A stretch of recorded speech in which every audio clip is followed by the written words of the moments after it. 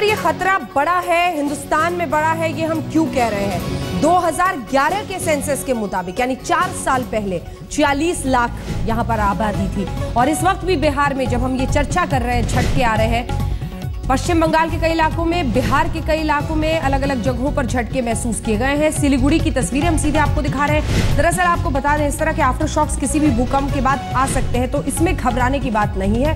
ये after shocks आते ही आते हैं क्योंकि जो प्लेट्स आपस में टकराने के बाद ये भूकंप आता है वो अभी भी सेटल कर रही होती हैं और इसीलिए इस तरह से झटके आना सामान्य बात है। कुछ लोगों का अनुभव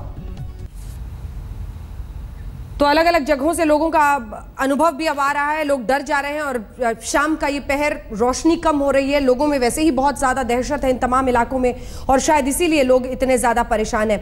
हमारे साथ तमाम मेहमान बने हुए हैं जिनसे हम चर्चा कर रहे हैं। नायक साहब, मैं वापस आपके पास आना चाहती हूँ और वो सवाल बहुत बड़ा है। 2013 की सीएजी की रिपोर्ट है और इस रिपोर्ट में शैलेश नायक जी, सीएजी की तरफ से उत्तराखंड की त्रासदी के बाद जबरदस्त तरीके से ये कहा गया था कि आप बाकायदा एक सेंसस बनाइए, एक आप डेटा, नेशनल डेटा इकट्ठा कीजिए, जो सिस्मिक जोन सबसे ज्यादा हैं, कौन से हैं वो, उनको आप उस पर कुछ कीजिए।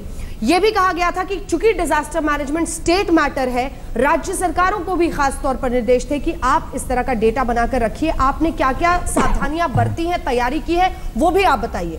लेकिन ये सब कुछ ठप है, हम बदस्तूर, जो हमारी आदत है, नींद में। अगर दिल्ली के बारे में जो आप बात कर रहे हैं, दिल्ली में काफी सालों से हाँ। एक बड़ा सिस्मिक नेटवर्क चल रहा है और उसका जो डेटा हम पिछले कई सालों से एनालाइज कर रहे हैं और उसमें अभी तक कोई ऐसी हाई सिस्मिसिटी की घटना हो ऐसा मालूम नहीं पड़ा है। नहीं, सीएजी ने जो आगाह करने की कोशिश की सर, उस पे हमने क्या किया है? इस देश की सरकार ने क्या किया? आप जो कह रहे हैं डेटा कोई कलेक्ट नहीं हो रहा है, आप मेरी बात सुन लीजिए। आप कह रही हो कि कोई डेटा कलेक्ट नहीं हो रहा है, इसलिए मैं आपको बता रहा हूं कि दिल्ली के लिए बड़ा डेंस नेटवर्क बनाया गया है। उसके अलावा उत्तराखंड और वगैरह में भी काफी एक्सेलरोमीटर्स लगाए गए हैं जिसका डेटा हम बारी बारी से देखते हैं, एनालिसिस करते हैं। काफी यूनिवर्सिटीज ये सब भी इसमें इन्वॉल्व है। सो ये कहना कि कोई कुछ हो नहीं रहा है, ये बात सही नहीं है। दूसरी बात ये है कि है सर, कोई टाइमलाइन है? आप बात करती हो ना, कोई टाइमलाइन है हमारे पास कि हमें इतने दिन में कंटिन्यूअस प्रोसेस है। अच्छा, नहीं, ये तो कंटिन्यूअस प्रोसेस है। जो भी डेटा आता है रियल टाइम उसका एनालिसिस होता है। मैं आपको बता रहा हूं कि पूरे भारत में जितने भी सिस्मिक स्टेशंस हैं, जितने जीपीएस स्टेशंस हैं, इन सबको रियल टाइम से कनेक्ट किया गया है और उसका डेटा कंटिन्यूअसली एनालिसिस होता है। इसीलिए कहीं भी अर्थक्वेक हो तो हम 10 मिनट के अंदर उसकी जानकारी प्राप्त कर सकते हैं कि उसमें कितना मैग्नीट्यूड है, कहाँ हुआ, वो सब। हाँ। तो ये ऐसा नहीं है कि जब इंस्ट्रूमेंट चल रहा है नहीं चल रहा है, ये कंटिन्यूअस चलता है और अगर कोई इंस्ट्रूमेंट है तो उसमें खराबी भी आती है तो उसके भी प्रावधान किए गए कि उसको कैसे जल्दी से जल्द ठीक किया जाए और हर एक में रिडंडेंसी रखी गई हुई है। तो ये जो 3 चीजें बहुत जरूरी है कोई भी डिजास्टर के लिए। सबसे पहले ये जो मॉनिटरिंग है, जो साइंस है, उसकी बात मैं करता हूं। दूसरी बात जो शशिधर रेड्डी साहब ने बताई कि जो रिस्पॉन्स है उसके लिए जो गाइडलाइंस वगैरह जो बनी हुई है वो भी है। और तीसरी जो सबसे इम्पोर्टेंट है वो है ह्यूमन सिस्टम। जो हमारे लोग हैं वो जानकार होने चाहिए, अवेयर होने चाहिए कि अगर ऐसी परिस्थितियों में क्या किया जाए। तो उसके लिए भी काफी प्रोग्राम्स बना रहे हैं, चल रहे हैं। और जैसे आपके मीडिया है उसके द्वारा भी हमको ये लोगों को बताना चाहिए कि अर्थक्वेक के दौरान और अर्थक्वेक के बाद हमें क्या करना चाहिए या क्या नहीं करना चाहिए। ये पिछली बार आपने कब बताया है? चीज को अगर मिलाओगे ये पिछली बार आपने कब बताया है? ये सब बताया वो कौन सी बात? ये जो आप कह रहे हैं कि मीडिया के जरिए हमें करना चाहिए, ये आप लोगों ने कब किया है? क्या हम इंतजार करते हैं कि कोई घटना कहीं पे घटे तब हम नीजक रिएक्शन करेंगे? नहीं, कोई घटना का मैं कुछ बोलना चाहूंगा। आ रही हूँ रेड्डी साहब, आ रही हूँ आपके पास, 1 सेकंड रुक जाइए। नायक साहब अपनी बात पूरी करें। नायक साहब, ये कोई घटना का इंतजार नहीं करते, ये हमेशा चलता रहता है। स्कूलों में भी चलता रहता है, हमेशा चलता रहता है। चलिए, मैं रेड्डी साहब आपके पास आना चाहती हूं। अप्रैल 23, 2013 इस देश की संसद में सीएजी ने रिपोर्ट रखी जिसमें उत्तराखंड के बाद यह जानकारी दी गई कि वहां पे डिसफंक्शनल डिजास्टर मैनेजमेंट है। बताया गया कि जो चीफ मिनिस्टर अथॉरिटी है उन्होंने कोई बाइलाइंस, कोई गाइडलाइंस कुछ भी तैयार करके ही नहीं रखा था और बहुत सीरियसली एनडीएमए को भी पुल अप किया था और ये कहा था कि डिजास्टर मैनेजमेंट जो इस देश में है उसमें बहुत ही इनइफेक्टिवनेस है, इस शब्द का इस्तेमाल जिसको हिंदी में कहते हैं कि नाकामी की तरफ बढ़ता हुआ लापरवाही का आलम। अब मेरा सवाल आपसे ये है, और उसके मुखिया देश के प्रधानमंत्री होते हैं, हालांकि उस वक्त दूसरी सरकार थी, ये भी कह देना जरूर ही है, लेकिन सवाल ये है कि नेशनल डिजास्टर मैनेजमेंट अथॉरिटी की जवाबदेही क्या है? क्या हम ये माने कि आपकी तरफ से भी कुछ सतर्कता बरती जा रही है? अगर आप लोग ऐसे गाइडलाइंस लेकर और उसको लेकर सतर्कता नहीं दिखाएंगे, जो प्राइवेट बिल्डर्स यहां पर खिलवाड़ कर रहे हैं दिल्ली में, उस पर अंकुश कौन लगाएगा फिर? नहीं, सबसे पहले मैं वो सीएजी रिपोर्ट के बारे में मैं कुछ कहना चाहूंगा। उन दिनों में जब मैं डिजास्टर मैनेजमेंट अथॉरिटी का वाइस चेयरमैन था, उन दिनों में भी मैंने कहा था कि ये पहली बार डिजास्टर प्रिपेयर्डनेस पर सीएजी ने रिपोर्ट लिया है, उसको मैंने वेलकम किया है। हाँ। लेकिन जो कैपेबिलिटी सीएजी के पास थी डिजास्टर मैनेजमेंट या डिजास्टर प्रिपेयर्डनेस को एनालाइज करने की, उसको प्रेजेंट करने की, उसमें काफी खामियां थी। उस रिपोर्ट में मैंने पॉइंट आउट किया है। हाँ, कुछ कमियां थी।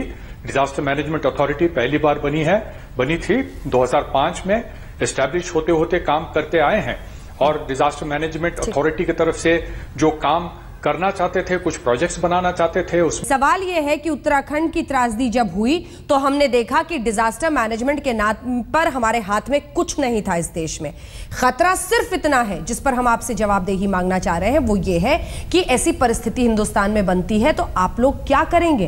क्या हम माने कि इस वक्त ऐसी परिस्थिति आपने क्रिएट कर दी है और जादू की छड़ी आपके हाथ में आ गई है कि अगर डिजास्टर मैनेजमेंट होगा तो हिंदुस्तान में हम प्रोफेशनल तरीके से लोगों की जिंदगियां बचाते हुए देख पाएंगे? मैं आपको याद दिलाना चाहूंगा, जब फैलीन तूफान आया था उड़ीसा के तट पर, पूरे विश्व में लोग चेतावनी दे रहे थे कि हजारों की संख्या में लोग मरेंगे, लेकिन आपको याद होगा कि सिर्फ 23 लोग मरे थे। और इसकी वजह यह है कि सालों की हमारी जो तैयारी होती रही है, जो लोगों में जागरूकता लाने की बात हुई है, हाँ। जो लोकल एडमिनिस्ट्रेशन को सतर्क करने की बात हुई थी, इन सब ऐसा नहीं है कि डिजास्टर मैनेजमेंट में कुछ नहीं हुआ है। जो नायक साहब वहां बैठे हैं, सुनामी अर्ली 2004 में सुनामी आई थी तो 16,000 लोगों की मौत हुई थी, लेकिन आज हमारे देश की ऐसी कैपेबिलिटी है। नायक साहब वहां पर डायरेक्टर थे, एक सुनामी अर्ली वार्निंग सेंटर आया है। आज मैं दावे के साथ ये कह सकता हूं कि अगर फिर दोबारा सुनामी आएगा और लोग चेतावनी का पालन करेंगे, एक भी मौत नहीं होगी। बीच में उत्तराखंड को गोल करने के पीछे कोई खास वजह साहब? जी, बीच में उत्तराखंड पर आप बिल्कुल ही चुप हो गए, उस पर उसकी नहीं, उत्तराखंड में हम चुप नहीं हुआ। हाँ। उत्तराखंड में जो बात आई थी, हाँ। वो बिल्कुल नहीं, वो तो सही है, वो डिजास्टर मैनेजमेंट की वहां पर गठन नहीं हुआ था, स्टेट डिजास्टर मैनेजमेंट अथॉरिटी की मीटिंग नहीं हुई थी, वो बात सही है, गलत बात थी। अच्छा, ये जो नेशनल लेवल पर डिजास्टर मैनेजमेंट कमेटी है, अथॉरिटी है, मीटिंग होती है इसकी? यहाँ पर कुछ कदम उठाने की बात होती है? सक्रिय है? बिल्कुल होती है। और जिस तरह का काम हम लोगों ने किया है, जिस तरह का काम हम लोगों ने जब हम कार्यकाल संभाल रहे थे, जिस तरह का काम हम कर रहे थे, पूरे विश्व भर में इसकी प्रशंसा हुई। मतलब जो इतनी कम समय में काम हुआ है। जी, चलिए, मैं जल्दी से कहना चाह रहा हूं कि सब काम हुआ है। आगे चलकर और भी काम करना पड़ेगा। हाँ, काम करना पड़ेगा, दो राय नहीं। बिल्कुल, मैं चाहती हूँ जल्दी से सिद्धार्थ साहब आपसे और दुबे साहब आपसे भी रिएक्शन जल्दी से। सिद्धार्थ, यह बात तो है, सही है कि डिजास्टर मैनेजमेंट अथॉरिटी ने कुछ काम किया है, खासकर उत्तराखंड के बाद में। लेकिन जो लेसन्स हमारे पास में है ना, लेसन्स हमारे पास में उत्तराखंड से बिल्कुल डिफरेंट मिले हैं। कि उत्तराखंड में क्या हुआ था कि वहाँ की ब्यूरोक्रेसी ने उस जगह पर पाइन ओक की जगह पर पाइन के ट्री लगा दिया था। क्यों? क्योंकि सामाजिक वानिकी के तहत, सोशल फॉरेस्ट्री के तहत में उन्हें निर्देश दिया गया था कि आप पेड़ लगाइए, और पेड़ लगाने के नाम पर उन्होंने पेड़ का कॉम्पोजिशन ही पूरी तरह से बदल दिया। ठीक, अब इस स्थान पर यहाँ पर जो उड़ीसा साइक्लोन आया, उसका मैनेजमेंट बेहतर रूप में हुआ है और निश्चित रूप से बेहतर रूप में हुआ है। लेकिन अर्थक्वेक के कंटेक्स्ट में हम लोग अभी भी दिल्ली में या पटना में या बिहार में कहीं भी किसी तरह से प्रिपेयर्ड नहीं है। ये अलग बात है कि हमारे पास में डेटा आ रहा है, धीरे धीरे आ रहा है, लेकिन आप छोटा सा एग्जांपल लीजिए। 2 साल पहले सिक्किम में अर्थक्वेक आया और माइक्रोसिस्मिसिटी के बेसिस पर हम लोग इसको प्रेडिक्ट कर सकते थे। कुछ बच्चों ने, जियोलॉजी के जो बच्चे थे, वह इस डेटा को लेकर वहाँ के डिस्ट्रिक्ट मजिस्ट्रेट के पास में गए। उन्होंने बोला कि तुम्हें क्या मालूम है, डिस्ट्रिक्ट मजिस्ट्रेट तो हम हैं, ठीक। तो यह जो एजुकेट करने की बात आती है, जो शैलेश जी ने भी कहा और रेड्डी साहब ने भी कहा, उसकी कमी, ये ब्यूरोक्रेसी को भी एजुकेट करने की भी उतनी ही बात है जितनी कि लोगों को एजुकेट करने की बात आती है। ये बहुत महत्वपूर्ण है। दुबे साहब, मैं आपसे रिएक्शन लूंगी सर, लेकिन एक छोटे से ब्रेक के लिए, क्योंकि मुझे पता है कई इंपॉर्टेंट पॉइंट्स में। ठीक है नायक साहब जल्दी बोलिए, नायक साहब जल्दी बोलिए। आई वुड लाइक टू जी नायक साहब, ये नहीं, जो ये अर्थक्वेक प्रेडिक्शन की जो बात कर रहे हैं वो बिल्कुल सही नहीं है। अभी तक कोई ऐसी टेक्नोलॉजी डेवलप नहीं हुई है जिससे अर्थक्वेक प्रेडिक्ट किया जा सके। बिल्कुल वक्त की कमी है। दुबे साहब, आखिरी प्रतिक्रिया आपकी तरफ से। देखिए, जो मैनेजमेंट है या एडमिनिस्ट्रेशन है वो वैज्ञानिक और जो ग्रास रूट के लेवल है, इन लोग जो हैं, जैसे रेजिडेंट वेलफेयर एसोसिएशन है, इन सब में इन तरह की 3 चीज़ों के अंदर कोई एक दूसरे से तालमेल नहीं है।